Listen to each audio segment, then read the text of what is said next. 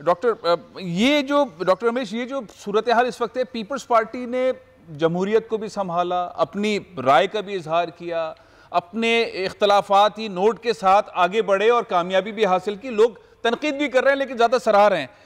PTI इस वक्त peoples party के बारे में क्या सोच रही है? देखिए, मेरी सोच ये है कि पीपल्स पार्टी ने, चाहे मैसाक जमहूरियत हो, चाहे माजी में जब मुशर्रफ का टाइम था, मियां साहब चाह रहा था कि पीपल्स पार्टी बायकाट करे, मगर उन्होंने नहीं किया। 17 सीटों के साथ वो आगे बढ़े। 2014 में जब पीटीआई ने धरना दिया, उस वक्त भी वो अपोजिशन में पीटीआई के साथ थे, मगर पीएमएल-एन का साथ दिया। पीटीआई को जवाब दिया कि हम अनडेमोक्रेटिक मूव में आपका साथ नहीं देंगे।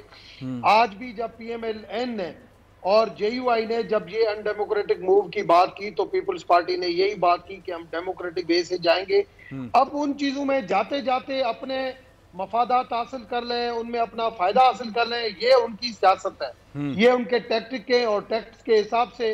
आसिफ जरदारी तो आपको पता है कि मने हुए सियासतदान है। उसने कम मेंबरों के ऊपर होते हुए नून लीग का जो है वो मेंबर आना चाहिए था, मगर गिलानी साहब को सेनेटर इलेक्ट करवा दिया।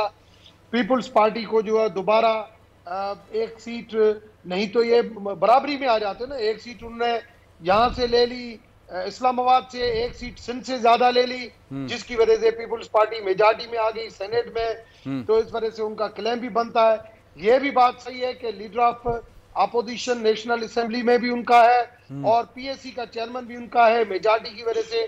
तो ये दोनों चीजें क्लेम भी कर सकते हैं। दूसरी तरफ यह भी चीज है, सही है कि इनका एक, मगर मैं समझता हूं हमारी गवर्नमेंट को, हमारी पीटीआई को जो है वो अपोजिशन की क्या सियासत है, क्या हो रही है, क्या मफादात की हो रही है, झगड़ रहे हैं या इकट्ठे हो रहे हैं, हमें इन चीजों से अभी दूर होके हमें अपने मैनिफेस्टो, अपनी परफॉर्मेंस उस पर तवज्जो देनी चाहिए। बहुत काम की बात की, उसके ऊपर तवज्जो देनी चाहिए। बहुत बहुत शुक्रिया डॉक्टर, बहुत बहुत शुक्रिया।